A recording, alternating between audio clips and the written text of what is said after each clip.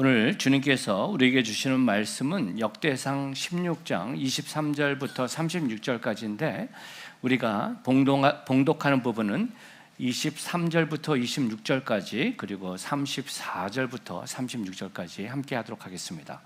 함께 읽습니다. 온 땅이여 여호와께 노래하며 그의 구원을 날마다 선포할지어다. 그의 영광을 모든 민족 중에 그의 기이한 행적을 만민 중에 선포할지어다.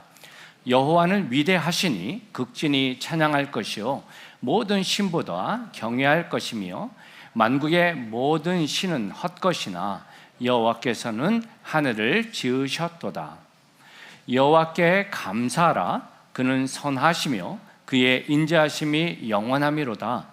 너희는 이르기를 우리 구원의 하나님이여 우리를 구원하여 만국 가운데서 건져내시고 모으사 우리로 주의 거룩한 이름을 감사하며 주의 영광을 드높이게 하소서 할지어다. 여호와 이스라엘의 하나님을 영원부터 영원까지 송축할지어다 하매 모든 백성이 아멘하고 여호와를 찬양하였더라. 아멘. 저희가 감사의 계절을 지나가면서 제가 지난주에 이민규님의 끌리는 사람은 1%가 다르다 하면서 나는 이럴 때 감사한다라는 리스트를 잠깐 소개했잖아요. 제가 그 말씀을 보면서 저에게 한번 적용해 봤어요. 나는 어떨 때 감사하나 하면서 생각해 보니까 한 3-4가지를 나눌 수 있을 것 같아요. 첫 번째는 아침에 일어났을 때 제가 커피를 내리면서 아름다운 커피의 향기와 또한 제 아내에게 그것을 서빙할 때 아내가 오늘 커피 맛있어요 할 때 기분이 뿌듯하고 좋았어요. 제 막내 아들이 지금 티네이저거든요. 지금 11학년, 이제 12학년 되는데 사춘기잖아요. 그런데도 아빠가 퇴근하고 집에 오면 아들이 아빠를 맞이해주고 키스할 때 저는 정말 감사하다 느낍니다. 또 우리 한빛교회가 생명을 낳는 믿음의 공동체 어떻게 하면 뜨거운 예배를 올릴 수 있을까 계속 고민하는 가운데 우리 멀티미디어도 그렇고 찬양팀 찬양대도 그렇고 웰컴팀도 그렇고 키친 미니스트리도 그렇고 곳곳에서 보이는 곳에서 보이지 않는 곳에서 수고하는 성도님들을 보면서 너무 감격스럽고 감사합니다. 여러분은 못 느끼시겠지만 저에게 특별한 감사의 부분이 있는데 그것은 바로 주일 아침이에요. 부족하지만 하나님의 말씀을 바로 받기 위해서 일주일 동안 씨름을 하면서 특히 토요일 날은 산고의 고통을 매번 하거든요. 그러다가 주일날 아침에 정말 샌디에고의 그 프레시한 에어를 맞으면서 주님께서 주신 그 말씀의 감격을 또 선포할 수 있는 그 자리로 나아갈 때 주시는 은혜, 감사가 있습니다. 삶을 조금만 관심 있게 보면 여러분의 삶에도 분명히 감사의 내용들이 많이 있을 겁니다. 그리고 그 감사를 주변과 잘 나누는 모습이 될 때 그것이 아름답게 전달이 돼서 또 누군가에게 행복을 주고 감사의 모습으로 나가는 것이 그것이 건강한 교회에게 주신 하나님의 축복이라고 생각합니다. 저희가 11월 감사의 계절을 지나가면서 역대상 16장의 말씀 다윗이 하나님께 올리는 땡스기빙 쌈을 통해서 진정한 감사의 의미를 지난주부터 함께 생각해 봤습니다. 여러분 혹시 기억나십니까?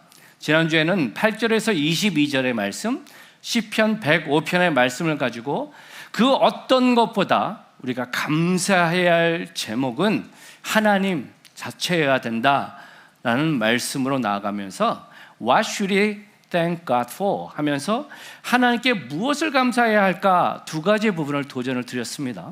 첫 번째는 전능하신 하나님을 알게 해주셔서 감사드립니다라는 고백이 우리의 고백이 되어야 된다 도전했어요. 8절을 보면 이렇게 말합니다. 너희는 여호와께 감사하며 그의 이름을 불러 아뢰며 그가 행하신 일을 만민 중에 알릴지어다.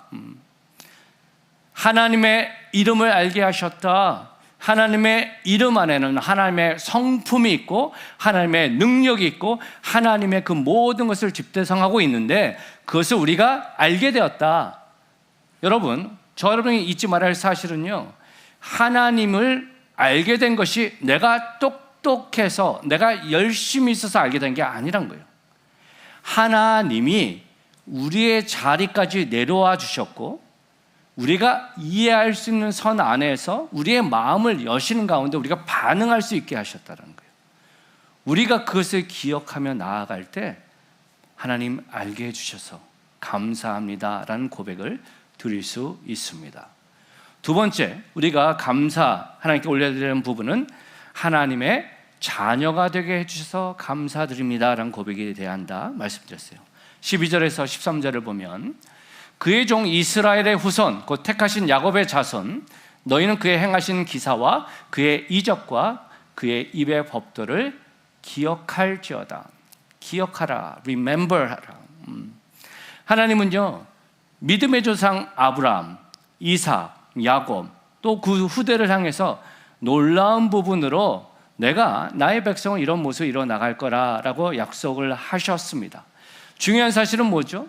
하나님이 그 일을 이뤄나갔을 때 너희들은 왕성해가지고 그 모습이 아니라 너희들은 소수로, 너희들은 방랑자와 같은 모습으로 있는데 세상 왕들은 너희들을 해하려고 할 때라도 내가 너희를 지켜줄 거야 라는 모습으로 약속하시며 믿음의 백성에게 허락하신 놀라운 특권, 은혜 그 부분을 다시 한번 되뇌이면서 우리가 감사를 함에 있어서 오직 하나님께 먼저 감사드린 모습이 필요하다라는 부분으로 지난주에 함께 말씀을 봤습니다. 오늘은 그 후반부의 부분입니다. 역대상 16장 23절에서 36절을 보면 지난주와 동일하게 시편이 2개가 인용됐어요. 시편 96편 전체하고 106편 첫 부분과 끝부분의 부분을 인용하고 있는데 여러분 이 말씀이 주는 의미가 되게 있어요. 그건 뭐냐면 하나님께서 왜 아브라함을 믿음의 백성들을 선택하시고 놀라운 특권으로 이루셨냐 하는 이유를 우리에게 알려주기 때문입니다. 제가 말씀을 증거하면서 우리가 하나님을 바로 알아야 되는데 하나님의 지혜, 하나님의 능력에는 accidentally 어떻게 하다 보니까 우연히 이루어지는 것은 하나도 없다라고 말씀을 드렸죠. 우리가 하나님을 말씀드릴 때, 하나님을 표현할 때 하나님은 전지전능하시다 그러죠. 전지는 뭐예요? 모든 것을 아시고 전능, 모든 것을 하실 수 있는 분이다라고 말씀을 드렸어요. 우리가 그 하나님을 바로 알 때 하나님이 아브라함을 선택하시고 그의 자손들을 통해 이루시고자 하는 그것이 어떻게 하다 보니까 뺑뺑이 돌리다가 너 걸렸네가 아니라는 거예요. 사람들은 모르지만 하나님은 아브라함 안에 있는 귀한 모습을 보시고 하나님은 선택하시며 하나님의 놀라운 일들의 부분을 이루셨다라는 겁니다. 하나님은 아브라함에게 말합니다. 고향을 떠나라. 친척을 떠나라. 무슨 말이에요? 너의 익숙한 환경을 떠나라. 그러면서 당신의 뜻이 여기에 있음을 창세기 12장 3절에 이렇게 말합니다. 너를 축복하는 자에게는 내가 복을 내리고 너를 저주하는 자에게는 내가 저주하리니. 함께 읽습니다. 땅의 모든 족속이 너로 말미암아 복을 얻을 것이라 하신지라. 여러분 이 말씀을 볼 때 우리의 연약함은 뭐냐면 띄엄띄엄 본다라는 거예요. 좋은 것만 듣는다는 거예요. 하나님이 아브라함을 선택하셨는데 복을 주신다. 예. 그런데 오늘 말씀에 보면 뭐라 그래요? 너로 말미암아 모든 족속이 복을 받게 하려 함이라. 여기에 놀라운 비밀이 있습니다. 하나님은 믿음의 백성을 선택하신 부분 안에서 목적이 있는데 Channel of Blessing, 축복의 통로로 너희를 사용하려고 선택한 거야 라는 것을 성경의 초반부에 이미 말씀하셨다라는 겁니다. 비밀은 우리가 잘나서 아름다워서 똑똑해서 선택하신 게 아니라 오히려 그 반대라는 것이죠. 신명기 7장 7절에 이렇게 말합니다. 여호와께서 너희를 기뻐하시고 너희를 택하심은 너희가 다른 민족보다 수요가 많기 때문이 아니니라. 너희는 오히려 모든 민족 중에 가장 적으니라. 여러분 여기서 가장 적은이란 뜻 안에 함축된 게 뭐죠? 너희는 아름답지 않아. 너희들은 능력이 많지 않아. 너희들은 힘이 있지 않아. 그럼에도 불구하고 내가 너희를 선택한 것 안에는 너희들이 그것을 바로할 때 누구를 의지한다? 여호와 하나님을 의지한다. 너희들이 그런 모습 안에서 하나님이 놀랍게 사용되는 모습이 될 때 세상 열방이 누구를 본다? 너희들이 아니라 너희들의 하나님 되시는 전능왕 하나님 여호와를 보게 하기 위한 목적 안에서 내가 너희를 선택한 거야 라고 말씀하신다는 거예요. 그런데 안타깝게도 구약의 이스라엘과 신약의 교회의 모습 안에 우리가 자꾸 그걸 까먹는다는 거예요. 하나님의 복, 하나님의 특권을 생각하면서 특권 의식으로 생각한다는 거예요. 축복의 통로로 우리를 부르셨는데 축복의 통로가 아니라 축복을 오히려 흐르지 않게 하는 특권 의식으로 판단하고, 오죽 그랬으면 유대인들은 이방인들을 가리켜서 이방인들은 개다, 이방인들은 우리가 추울 때 불쏘시개로 사용하라고 사용한 대상이다 라는 것이 뼛속 깊이 있었고, 아쉽지만 예수 그리스도의 십자가의 능력을 이루어주는 교회도 알게 모르게 복음을 나눔에 있어서, 세상을 바라봄에 있어서 하대하고 평가하고 판단한 모습들이 우리 안에 있는 모습은 복음에 대해서 바로 알지 못하고 하나님의 뜻에 대해서 바로 알지 못하는 부분이고, 그러한 공동체는, 그러한 교회는 오히려 세상의 어떠한 단체보다 추하고 냄새가 나요. 저와 여러분은 이 부분 안에서 바로 알고 하나님의 은혜의 모습을 다시 한번 생각하면 좋겠습니다. 여러분, 그런 면에서 감사의 절기가 우리한테 너무나도 필요해요. 내가 무엇을 감사하느냐가 내가 무엇에 밸류를 두고 있느냐를 말해줘요. 한 해를 돌아보면서 난 감사할 게 별로 없는데, 만약에 내가 감사하는 제목이 내가 먹고 마시고 나의 커리어에 대한 부분에서의 감사의 부분이 전부라고 생각한다 그러면 그것은 이 계절에 우리가 돌려야 할 바른 모습이 아니라는 것입니다. 오늘 본문 안에서 지난주에는 What should we thank God for? 하나님께 무엇을 감사해야 하나라고 말한다면, 지금 오늘 함께 한 것은 하나님께 어떻게 감사해야 하나, How should we thank God의 부분으로 함께 생각하면 좋겠어요. 여러분, 다윗이 하나님의 특별한 은혜의 부분을 사용받았다고 말씀드렸죠. 여러분, 그런 삶 살고 싶으십니까? 저는 살고 싶은데, 하나님이 다윗을 향해서 다윗은 참 합당한 사람이야 라고 했었을 때 그의 반응은 하나님께 주신 은혜에 대해서 온전한 감사의 모습을 이루어 나아갔고, 오늘 본문 속에서 구체적으로 우리가 행해야 할 바른 감사의 태도 3가지를 말해준다는 거예요. 다른 사람들은 몰라도 여러분 스스로는 아실 겁니다. 말씀 안에서 나의 모습을 다시 한번 돌아보고 주님이 기뻐 받으시는 온전한 감사를 올려드리는 시간이 되기를 소망합니다. 첫 번째로 우리가 감사에 대한 부분 함께 읽습니다. 시작. 삶으로 구원의 감격을 전하십시오. 하나님 감사합니다, 나를 구원해 주셔서 감사합니다 라고 입술로 교회 안에서뿐만 아니라 나가는 것이 아니라 바른 모습이라면 그것이 어떻게 해요? 삶의 부분에서 보여져야 한다라는 겁니다. 오늘 본문 23절에서 24절을 보면 이렇게 말해요. 온 땅이여 여호와께 노래하며 그의 구원을 날마다 선포할지어다. 그의 영광을 모든 민족 중에, 그의 기이한 행정을 만민 중에 선포할지어다. 하나님께서 이루신 놀라운 그 부분을 프로클레임하라, 선포하라고 말씀하고 있잖아요. 여기서 중요한 핵심은 날마다라고죠. 날마다는 게 무슨 말이에요? 주일날만이 아니라 매 하루하루, 매 순간, 삶의 순간 그것들을 고백할 수 있어야 돼. 그리고 기이한 행적, 구원의 기이한 행적이라는데 이 단어의 원문의 의미는 사람의 능력으로는 할 수 없는, 사람의 지각으로는 설명되지 않는 그러한 놀라운 구원의 미스터리어스한, 미라클한 그 부분의 것들을 어떻게 해요? 나눠라 라고 지금 말하고 있다는 겁니다. 그리고 이스라엘 백성에게 그 부분을 구원의 놀라운 기이한 행적을 나누라 했을 때 빼놓을 수 없는 부분이 뭐죠? 바로 출애굽 사건 아닙니까? 그들이 애굽 땅에서 고통당하고 어려워했을 때 그들의 신음을 하나님이 들으시고 그들을 구원에 이르시잖아요. 여러분, 그 과정 가운데서 하나님이 어떠한 일을 하십니까? 10가지의 재앙을 통해서 하나님이 누구신지를 보여주시잖아요. 첫 번째는 피의 재앙의 부분들이 있습니다. 그 피는 크놈이라는 그들이 믿는 신의 부분을 말하는데 결국은 농사와 연관이 있어요. 그리고 개구리, 이, 파리, 악질, 독종, 우박, 메뚜기, 어둠, 그리고 마지막에는 장자, 초태생을 죽이는 심판의 부분 안에서 결국은 하나님이 구원을 이루어 나가시잖아요. 근데 여러분, 여기 리스트를 보면 뭐예요?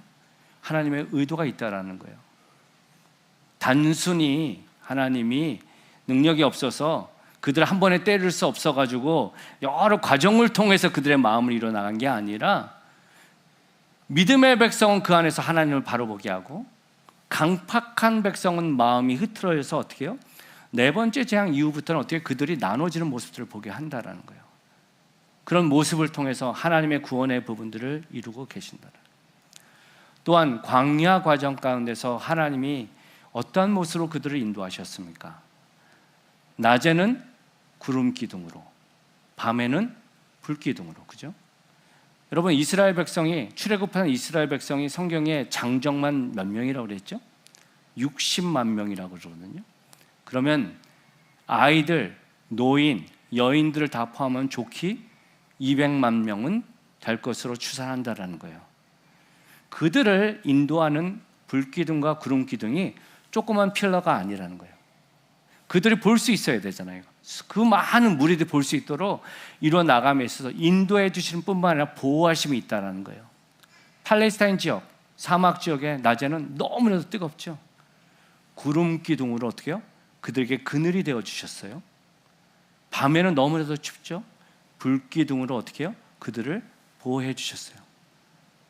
더 놀라운 부분은 그들을 먹이셨다는 거예요. 쉴 수 없게 만나와 메추라기로. 저희 교회가 가끔 특별 행사를 하든지 또 올 여름에 같은 경우에는 저희가 야외 예배를 드렸잖아요. 그러면서 제일 신경을 많이 쓰는 게 뭘까요? 야외 예배를 어떻게 뜨겁게 예배를 드릴 수 있을까의 부분도 있지만 또 한 가지 이유는 성도들이 먹고 교제하는 부분들을 어떻게 준비하느냐가 보통 일이 아니었거든요. 몇백 명 한 끼인데도 그렇게 고민하는데 40년 그 많은 사람들을 쉴 수 없게 하나님이 먹이셨다. 성경 구절에 보면 한 명도 굶어 죽었다는 기록이 없어요. 그것은 기이한 일이에요. 우리의 생각으로는 설명이 안 되는 겁니다. 또 기이한 부분을 얘기할 때 신명기 29장 5절에 보면 이렇게 말합니다. 주께서 40년 동안 너희를 광야에서 인도하게 하셨거니와 함께 했습니다. 너희 몸에 옷이 낡아지지 아니하였고 너희 발에 신이 헤어지지 아니하였다. 40년 동안 옷이 낡아지지 않고 신발이 헤어지지 않으면 비즈니스는 문 닫아야 돼요. 그런데 하나님께서 광야에 있는 그들이 필요하기 때문에 먹고 자고 입는 것을 책임져 주셨다라는 겁니다. 그것을 기억해. 설명되지 않는 그 은혜의 역사가 너희 안에 있고 지금도 동일하게 일어나가고 있어. 그리고 그 말씀이 저와 여러분에게 또 도전하고 있다는 거예요. 그 놀라운 구원의 역사의 부분을 삶의 자리에서 이루어라. 그렇다면 우리가 이것을 어떻게 적용할 수 있을까요? 저는 두 가지의 부분을 도전드립니다. 첫 번째는 이겁니다. 구원의 감격이 내 것일 때 전할 수 있어요. 구원에 관해서가 아니라 구원이 my story, my journey 일 때 가능하다는 거예요.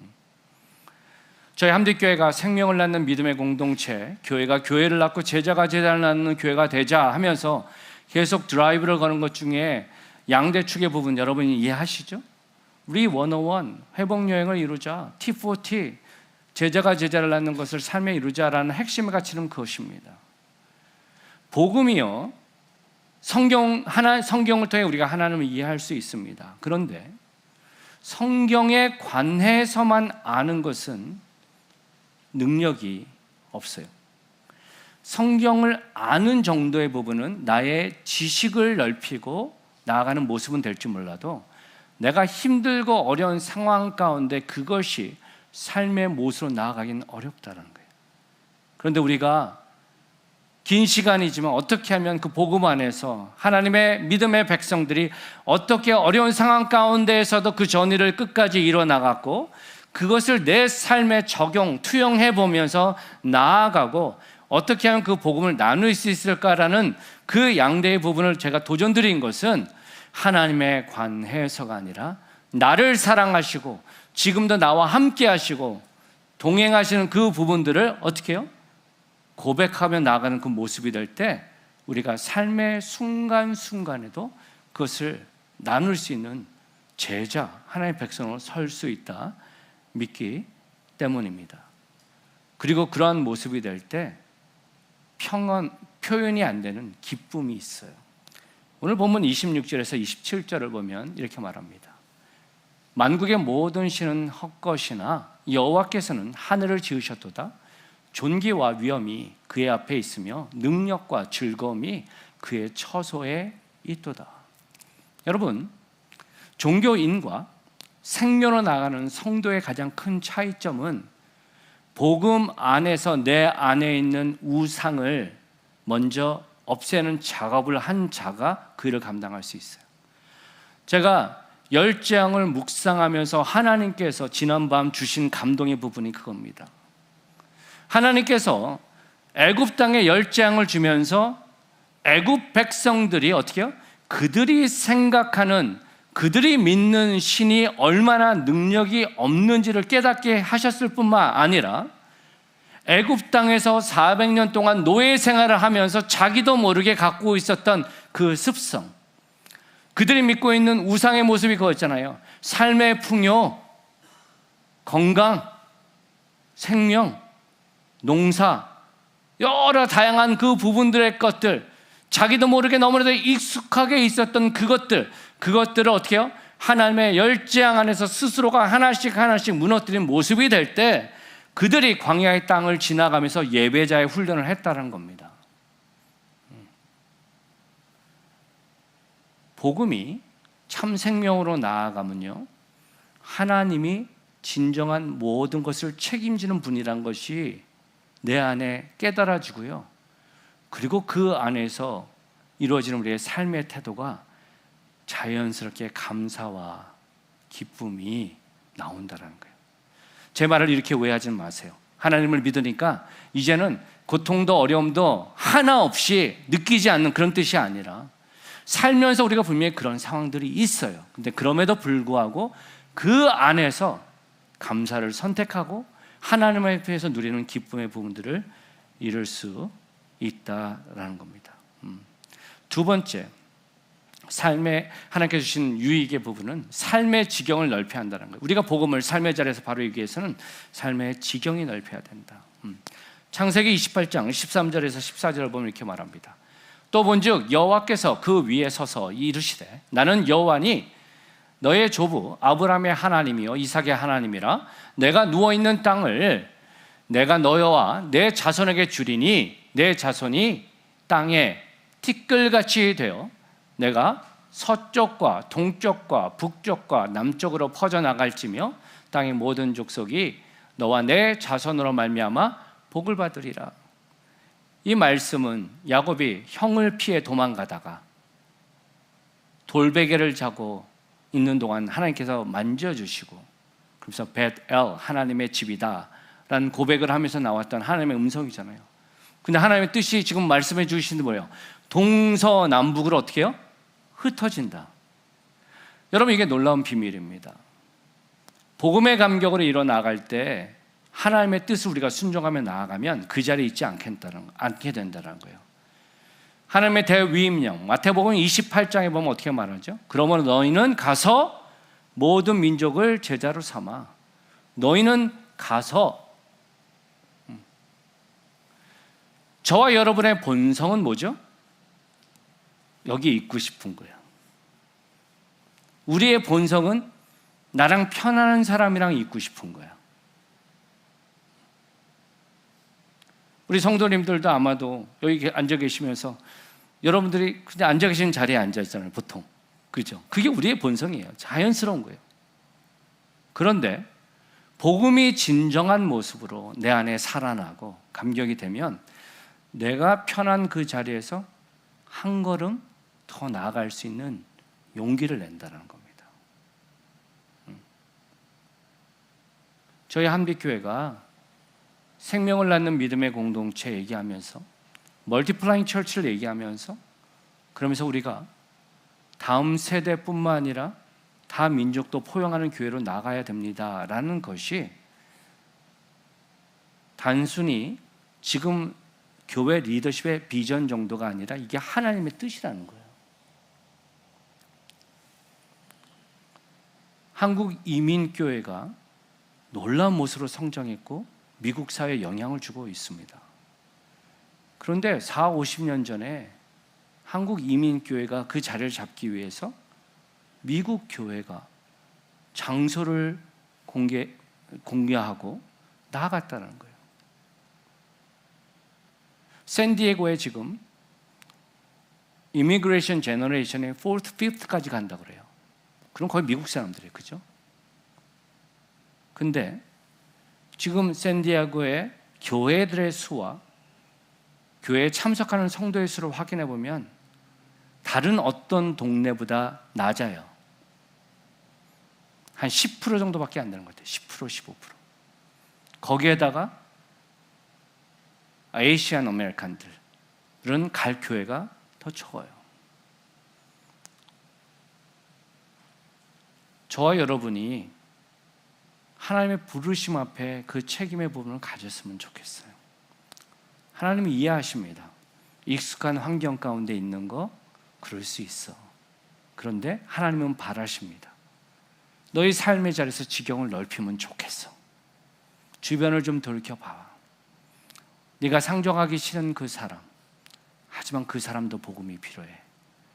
우리가 그것을 바로 기억하며 나아갈 때 정말 힘있게 아름답게 설 줄 믿습니다. 그 미국에서 표현할 때, 영어에서 표현할 때 현재, 지금을 present이라고 하잖아요. 그죠? now. 근데 present의 또 다른 미닝이 또 뭐죠? gift잖아요.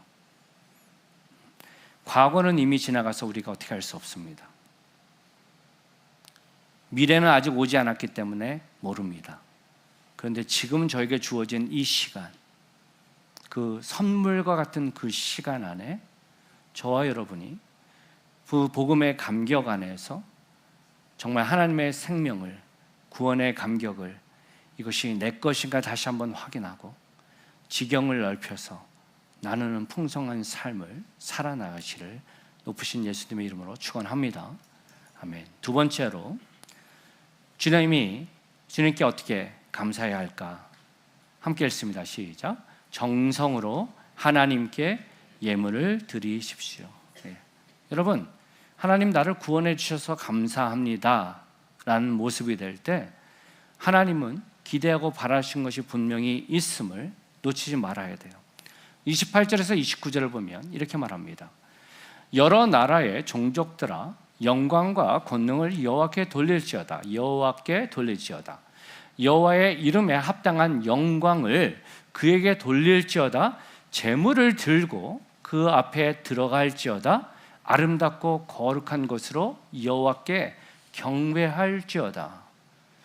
여러분 여기서 보면 여호와의 이름에 합당한 영광을 그에게 돌릴지어다 그랬잖아요. 근데 성경 원문에 보면 합당한이라는 단어가 없어요. 원문은 뭐냐면 여호와의 이름의 영광을 돌릴지어다 돼 있어요. 왜냐하면 그것 자체로 이미 합당한 의미를 내포하고 있기 때문에요. 여호와의 이름, 셈의 부분에서 뭐요? 당신의 인격과 능력과 모든 부분을 얘기했죠. 그리고 영광이란 카보드란 단어는요, 그 의미가 무겁다라는 거예요. 무겁다는 의미하는 진짜라는 거예요. 오리지널이라는 거예요. 그 모습 안에 하나님께 온전한 모습으로 드리는 모습이 필요해. 그런데 합당한이라는 것을 추가로 설명했던 모습은 뭘까요? 많은 사람들이 합당한 영광을 돌리지 못하고 있기 때문을 지적하는 겁니다. 29절 하반절에 보면 이렇게 말합니다. 제물을 들고 그 앞에 들어갈지어다. 아름답고 거룩한 것으로 여호와께 경배할지어다. 여러분, 여기서 제물이란 민하라는 단어는 선물이라는 의미도 있지만 봉헌의 부분들도 있어요. 그리고 돌릴지어다의 의미는 뭐예요? 원래 그분 건데 내가 잠시 갖고 있다가 다시 표현하는 모습을 갖고 있다는 거예요. 어쩌면 제가 이 말씀을 드릴 때 마음속에 이런 걱정하는 분들 계실 수 있습니다. 목사님, 왜 부담스러운 주제를 얘기하세요? 왜냐하면 재물과 하나님께 드린 봉헌과 돈을 같은 수준으로 생각하기 때문에 그렇습니다. 하지만 성경 어느 곳도 하나님의 물질에 대해서 세상적 가치의 돈의 부분으로만 설명하지 않는다는 것을 저는 우리 교인들이 바로 알았으면 좋겠어요. 하나님께 드리는 그 재물에 두 가지 컨디션이 있어요. 첫 번째는 뭐예요? 아름다운 것. 하다라란 그 뜻의 의미는요, 웅장하다, 베스트 오브 베스트의 의미를 갖고 있어요. 하나님께 드릴 때는 너의 남는 것이 아니라 최고의 베스트를 드려야 한다. 하나님이 그것을 기대하신다라고 말하고 있어요. 시편 90편 9절입니다. 함께 읽겠습니다. 시작. 아름답고 거룩한 것으로 여호와께 예배할지어다. 온 땅이여 그 앞에서 떨지어다. 여러분 스스로에게 적용해 보세요. 크리스마스 시즌이 돼가잖아요, 그죠? 그리고 이제 다음 주에 이제 블랙 프라이데이 여러분 생각하실 텐데, 그러면서 빅 디스카운트 하니까 이제 물건들 볼 거 아니에요. 그런데 선물을 준비할 때 두 가지 마음이 있을 것 같아요. 정말 평상시에 살 수 없는 그 물건을 조금이라도 더 디스카운트 할 때 그것을 사서 우리 가족이나 아내나 아이들한테, 친구한테 줘야지 하는 마음이 있을 거고, 그 가운데 싼 거를 더 싼 거를 골라가지고 아싸 이유를 남기자.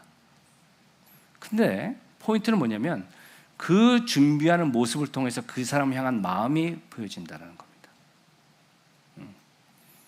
하나님은 영이십니다. 하나님은 물질의 있고 없고를 부분보다 마음의 모습으로 보십니다. 근데 그 마음의 모습을 보여주는 것이 뭐예요? 아름다운 것의 부분을 표현이 된다라는 겁니다. 두 번째 모습은요, 거룩한 것, 코데시를 얘기합니다. 여러분, 여기서 말한 거룩한 코데시란 보면 홀리라는 의미는요, 구별되다라는 거예요. 세상의 것과 구별되다. 그러면 이것을 어떻게 이해할 수 있을까요? 나의 삶의 부분 안에서 정성스럽게 구별되게 준비된 헌물을 하나님 기뻐 받으신다라는 거예요. 저희 교회 안에는 그런 분이 안 계셨으면 좋겠는데, 만약에 세상에서 사기치고 남에게 피눈물 흘리게 하면서 그러면서 이득을 챙긴 걸 가지고 마음의 양심의 가책이나 더 큰 은혜를, 더 큰 복을 받고 싶다 그러면서 남들 앞에서 많이 드린 그 헌금을 하나님이 기뻐하실까요? 사람은 모릅니다. 저분 헌금 많이 하네, 믿음이 좋네, 그렇게 얘기할 수 있어요. 죄송하지만 하나님은 그것을 쳐다보시도 않으십니다. 우리가 드려지는 예배의 부분이 이런 거라는 거예요. 시편 29편 2절은 보면 이렇게 말합니다. 여호와께 그의 이름에 합당한 영광을 돌리며 거룩한 옷을 입고 여호와께 예배할지어다. 여기서 말한 거룩한 옷은 예수 그리스도의 보혈의 피, 복음의 은혜 안에서 이루신 감격의 부분으로 나아가라는 겁니다. 비밀은 뭐냐면 그 헌금을 뭐라고 해서 그 앞에 드릴지라냐, 그 앞에 들어가라. 이 원문의 의미는 뭐냐면요, 하나님 앞에서, 그가 보시는 앞에서 내가 드리는 정성의 모습이 되어야 된다는 거예요. 요즘은 컬처가 앞에서 언급드린 것 같이 하나님께 정성으로 올리는 것과 세상 물질을 섞어서 생각하면서 교회는 좀 더 세련돼야죠. 예. 돈 얘기 안 해도 교회가 돈 필요한 거 알고 내가 적당히 알아서 합니다. 그것은 나의 선택입니다. 라고 말하는 것이 마치 믿음이 좋은 모습인 양 그렇게 이해하고 말하는 분들이 계시는데요. 그것은 잘못된 태도입니다. 만약에 그 얘기를 하게 되면 제가 아는 분 중에 목회자 중에서는 이런 말씀하신 적이 있습니다. 그 교회 이단이네요. 왜냐하면 물질에 대한 바른 태도들이 훈련이 되지 않으면서 복음의 감격과 은혜의 부분을 경험할 수 없거든요. 근데 그것들을 가르치지 않는다? 그것은 잘못됐거든요. 저는 여기 계신 여러분 한 분 한 분이 풍성한 삶 살았으면 좋겠어요. 아멘? 네. 저는 우리 한빛교회 성도들이 찌질하게 살지 않았으면 좋겠어요. 하나님은 하나님의 놀라운 영광과 축복의 부분들로 이루시고 당신의 아들, 딸들을 통해 세상에 복을 받기 원하시는데 꼭 스피리추얼 홈네스 같이 눈치 보면서 붙잡고 나가는 그 모습을 하나님이 기뻐하시지 않으세요. 근데 문제는 뭐냐? 물질 따로 신앙 따로 하는 그 모습들 우리 안에 너무나도 익숙해져 있고 그 잘못된 지식이 하나님께서 주신 은혜의 감격들을 오히려 경험하지 못하게 한다는 겁니다. 저는요, 저와 여러분의 이 부분을 바로 알았으면 좋겠고 이 바른 최선의 것을 드리는 그 물질관이 얼마나 큰 축복이 있는지를 바로 깨달았으면 좋겠습니다. 두 가지 부분에서 주시는 확실한 축복이 있어요. 첫 번째는 이것입니다. 그 유익 함께 읽어볼까요? 시작. 물질의 자유함을 누린다. 여기서 말하는 물질은 우리가 보통 이럴 때 돈으로 얘기하잖아요. 그리고 저와 여러분 부정할 수 없는 것은요, 돈은 신과 견줄 만큼 능력이 있어요. 진짜로 우리가 살면서. 맞습니까?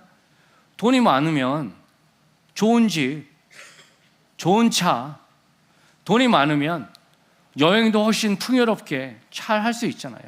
근데 문제는 뭐냐면 그 돈을 의지하고 돈에 목매일 때 돈의 종로를 타게 돼 있다는 거예요. 왜냐하면 돈은 그만큼 파워풀하기 때문에. 그러한 모습으로 나갈 때는 그 인생의 평강이 없습니다. 돈은 하나님께서 우리에게 주신 도구예요. 여러분 아무리 돈이 많고 부자라 할 줄 알아서 한 끼를 막 몇백 인분 먹을 수 있나요? 물론 요즘 먹방들이 많다 보니까 그렇게 드시는 분들도 계시던데 보통 사람은 하루에 3끼 먹는 거죠. 그러면 그것 안에서 주신 은혜는 뭐냐면 나에게 주신 그 은혜를 나누라는 거예요. 여러분 요즘 세대가 잘못 생각하는 돈의 관념이 뭔지 아십니까? 내가 수고해서 번 돈이 내 거라고 생각하는 거예요. 그리고 내가 수고해서 번 돈을 내가 다 써야 된다고 생각하는 거예요. 오히려 다 쓰고 빚져서까지 쓰는 사람들이 계세요. 죄송하지만 그런 모습 가운데서는요, 하나님의 선한 영향력을 이룰 수가 없어요.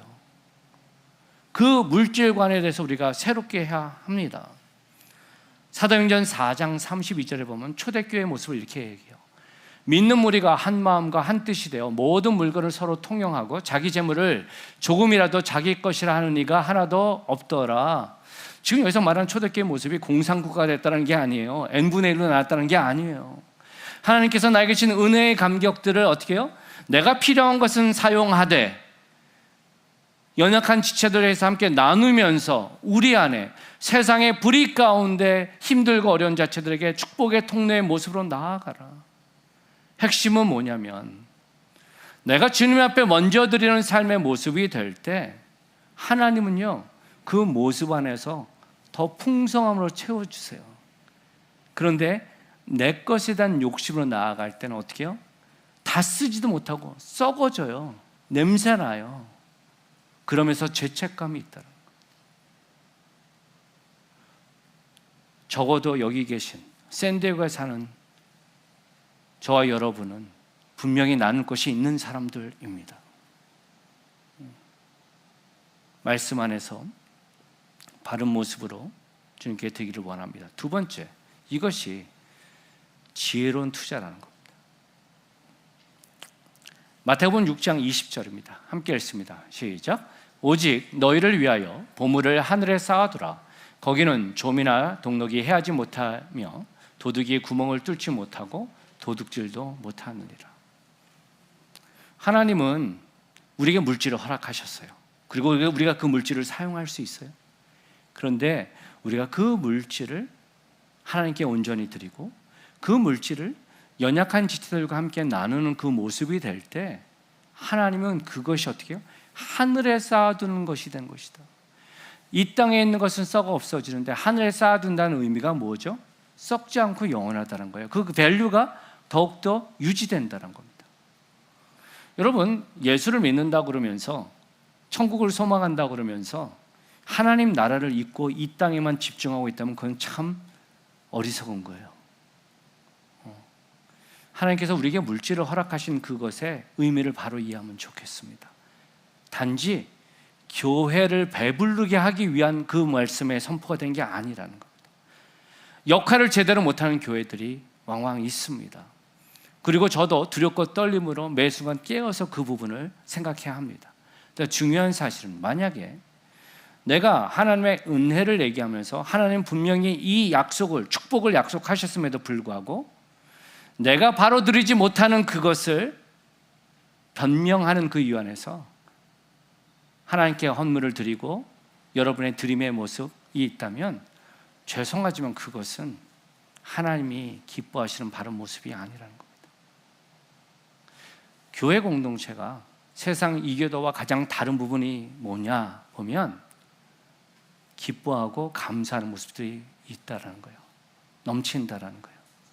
그런데 그것을 더 넘치게 될 때 풍성으로 나아감을 저와 여러분이 바로 알면 좋겠어요. 유대인들은 자녀 교육을 하면서 탈무드의 부분을 하면서 아이들을 양육하잖아요. 그러면서 그들이 가르치는 것은 이렇게 가르칩니다.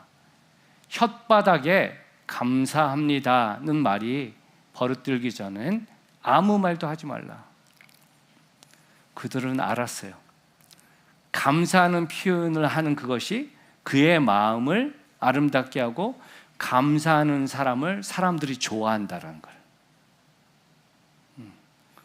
우리가 거부할 수 없는 건 그들은 지혜롭습니다.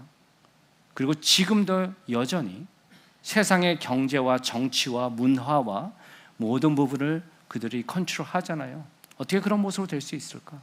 삶의 태도라는 거예요. 지금 특히 우리 3부 예배에 참석하신 성도님들은 여러분의 자녀들이 어리잖아요. 그죠? 자녀들이 공부 잘했으면 좋겠잖아요. 자녀들이 성공했으면 좋겠잖아요. 아닌가요? 좋은 학교 갔으면 좋겠잖아요. 남 얘기예요? 아니, 그거 귀하죠. 근데 문제는 뭐냐면 so what? 그래서 뭐 할 거라는 거예요. 성공하고 돈 많은데 그 인생이 참된 축복의 모습으로 이어나가지 못한다면 그게 무슨 가치가 있냐는 거예요. 여러분이 먼저 하나님께 온전히 드리는 모습을 훈련하셔야 됩니다. 하나님께, 세상 사람들에게도 고맙다는 말을 잘하면 그 사람이 사랑받는데 모든 만물을 창조하신 그 하나님, 지금도 운행하시는 그 하나님 앞에 남들이 보던 안 보던 최선의 것, 가장 아름다운 것, 가장 거룩한 것, 구별한 것을 먼저 드리고자 하는 그 모습을 하나님은요 기억하신다는 거예요. 저는 저의 인생을 살아가면서도 그 케이스를 너무나도 많이 봤어요. 놀라운 비밀은 뭔지 아십니까? 물질관을 하나님 앞에 바로 훈련하지 못하면 그 사람은 아직도 신앙의 101 클래스도 시작 안 한 거예요. 왜 하나님께서 계속해서 물질과 관계된 약속을 하셨을까요? 왜냐하면 그것이 첫 단추이기 때문에 그럽니다. 잠언서 3장 9절에서 10절 한번 읽어볼까요? 시작. 내 재물과 내 소산물의 처음 익은 열매로 여호와를 공경하라. 그리하면 내 창고가 가득히 차고 내 포도즙 틀에 새 포도즙이 넘치리라. 여러분, 이 말씀을 보면서 자기가 제대로 하지 못하는 부분을 이렇게 얘기하는 사람이 있어요. 나는 내 창고에 내 포도즙 틀에 삶의 부분에서 그런 거 별로 바라지 않아요. 그건 저속한 사람들이랑 누리는 거지. 여러분, 이 말씀의 뜻은 네가 헌금을 잘 했으니까 풍요롭게 잘 살 거야 부분이 아니라, 영이신 하나님은 물질이 필요 없지만 영이신 하나님은 너가 드리는 모습 안에서 나를 향한 마음의 부분을 볼 수 있고, 네가 만질 수 있는 포도즙 틀, 창고의 부분 안에서 내가 너를 얼마나 신실하게 바라보는지를 알라라는 거예요.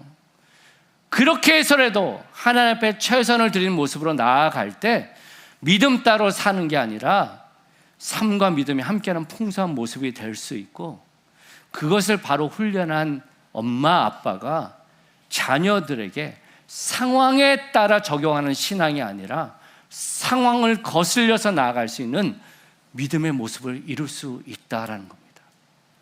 여러분, 우리 하나님은 신실하십니다. 믿으십니까? 하나님이 God is faithful이란 그 뜻은 하나님은 당신이 하신 말을 번복하지 않는다라는 거예요. 성경에 그 물질과 하나님께 드린 부분을 계속해서 반복하시고, 예수님께서 천국에 대한 것을 가르치시는 여러 많은 비유 가운데 3분의 2 이상이 물질에 대한 부분에서 그렇게 해야 되라고 말씀하시는 그 핵심은, 이것이 제대로 되지 않으면 너의 믿음이 다 꽝이라는 거예요. 저는요, 저와 여러분 이 부분을 바로 알았으면 좋겠어요. 우리가 마지막 때에 살고 있어요. 우리가 요한계시록 말씀을 이번 주에 계속 묵상하고 있는데, 4대 지역이나 라오디게아 교회 지역이 샌디에고랑 비슷해요. 풍요로워요. 문제가 없어요. 그런데 그들은 첫사랑을 잃어버렸고 신앙이 뜨뜻미지근한 그 모습 안에서 책망받았는데, 저는 그 책망을 받고 싶지 않고 여러분이 그런 책망을 받지 않았으면 좋겠습니다. 바라기는 그 말씀 안에서 바로 힘있게 서 나가는, 하나님 최선의 것을 바로 드리고 아름다운 것을 구별해 드리는 그 모습을 살겠습니다. 그리고 우리 자녀들이 그것들을 바로 드림을 통해서 하나님 안에서 온전하게 서 나가는 그런 모습이 되기를 원합니다 라는 삶의 모습을 이루어 나가는 저와 여러분 되시기를 높으신 예수님의 이름으로 축원합니다. 세 번째, 하나님께 어떻게 감사를 해야 될까? 함께 읽습니다. 시작. 뜨거운 찬양 예배를 올리십시오. 34절에서 35절 우리 한 목소리로 읽습니다. 시작. 여호와께 감사하라. 그는 선하시며 그의 인자하심이 영원하미로다. 너희는 이르기를 우리 구원의 하나님이여 우리를 구원하여 만국 가운데에서 건져내시고 모으사 우리로 주의 거룩한 이름을 감사하며 주의 영광을 드높이게 하소서 할지어다. 여러분, 하나님의 영광을 감사하고 찬양하라 그러잖아요. 아까 영광이 카보드라 그러면서 무겁다라고 얘기를 했죠. 그런데 하나님이 무겁다라는 그 의미를 예배의 분위기가 무겁다라고 착각하지 마세요. 예배의 모습을 하면서 그냥 거룩해 해야 되기 때문에 웃지도 말고 진중하게, 시리어스하게, 그것이 하나님께 표현하는 모습일 수는 있지만 그것이 주님께서 우리에게 바라시는 모습은 아니라는 것을 매 순간 기억하면 좋겠어요. 저는 한빛교회가 예배당을 새롭게 하고 특히 3부 예배가 젊은 여러분들의 에너지가 2부보다 더 뜨거운 찬양으로 나갔으면 좋겠어요. 아멘? 네. 하나님의 인자하심을 찬양하라.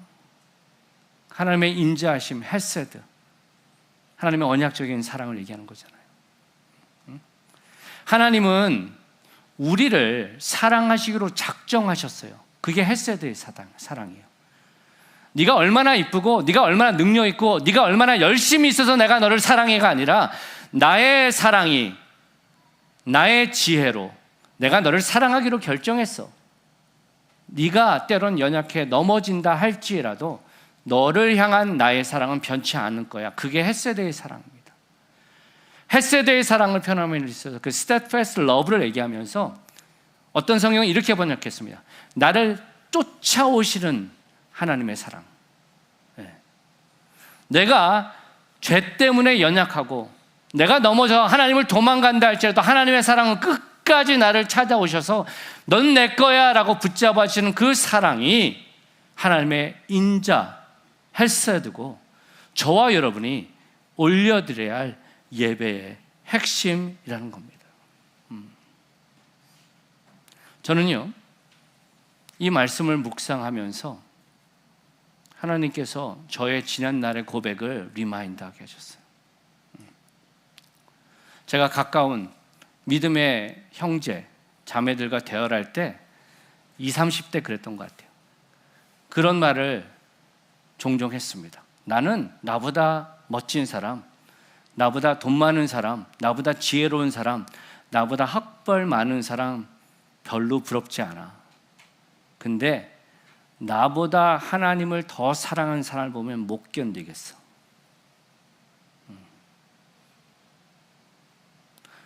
그런데 지금 저의 모습을 보라고 보면 교회를 섬기고 매주 말씀을 위해서 씨름하고 그런다 할지라도 그 20대, 30대 했던 그 고백이 지금 내가 그런가라고 했을 때 솔직한 나의 고백은 그렇지 못하다는 거예요. 하나님을 사랑하죠. 그런데 정말 나보다 더 하나님께 열심히 있는 사람을 봤었을 때 내가 더 하나님을 사랑할 거야 하는 그 몸부림의 부분이 이제 나한테 많이 보이지 않는다는 것을 제가 보면서 회개하게 됐습니다. 여러분은 어떻습니까? 여러분, 우리가 교회로 믿음의 공동체로 나아가는 거가요, 결국은 철이 철을 날카롭게 하고 혼자 있는 것보다 둘보다 삼겹질에 함께하는 그런 모습을 통해서 하나님 그 은혜의 감격을 나누라고 허락하신 겁니다. 교회로서 만난 그 모습을 우리가 소중하게 생각하며 믿음의 지체의 고통과 믿음의 지체의 성공을 우리가 바른 모습으로 보면 좋겠어요. 지금도 하나님은 살아계십니다. 지금도 우리 하나님은 기대하십니다. 누군가가 열심히 되는 모습을 보면서 나도 예전엔 그랬지, 그건 다 시간이 지나면 흐려지게 돼 있어 라는 회의적인 모습으로 판단하지는 않습니까? 저는 우리 한빛교회가 건강한 교회로 나아감에 있어서 먼저 우리 안에서 그것들이 새로워지고 서로를 고맙게 생각하고 또 서로를 더욱더 세워주고 무엇보다 하나님이 기뻐 받으신 감사의 향기를 누릴 수 있는 교회로 서기를 높으신 예수님의 이름으로 축원합니다. 말씀을 마무리합니다. 감사의 계절을 지나가면서 여러분의 신앙 리얼라인먼트 하십시오. 우리의 감사의 제목은 하나님이 되심, 그리고 우리가 하나님의 자녀됨에 있음을 생각하면 좋겠습니다. 그리고 하나님이 기뻐하시는 감사의 모습은 삶을 통해 복음을 나누고 최선의 것으로 나의 시간과 나의 재능과 나의 물질을 먼저 하나님께 드림을 통해서 주님의 교회와 공동체와 고통당하는 세상에 바로 쓰이는 모습으로 사용되고 삶의 자리에서 뜨겁게 예배하는 자로 나가는 그 모습으로 나가는 걸 기대하면 좋겠어요. 지난주에 제가 우연히 교회 라비에서 예배를 마치면서 스크린된 한 장의 화면을 보면서 저거 고쳐야겠다 생각이 들었습니다. 1, 2, 3, 4부 예배 시간에 나오면서 예배가 마쳤습니다.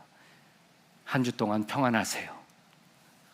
꼭 마치 예배가 내가 해야 되는 숙제 이제 끝났으니까 이제 잘 사세요처럼 보여줘서 바꾸라고 그랬어요. 한번 나가면서 한번 보세요. 예배가 마쳤습니다. 이제 삶의 자리에서 복음의 능력을 나누며 예배자로 서십시오라는 부분으로 바꿨습니다. 저는 여기 계신 우리 성도 한 분 한 분이 그 은혜의 감격들을 생각하며 하나님께 미소 짓게 하는 그러한 성도로 교회로 서시기를 높으신 예수님의 이름으로 축원드립니다.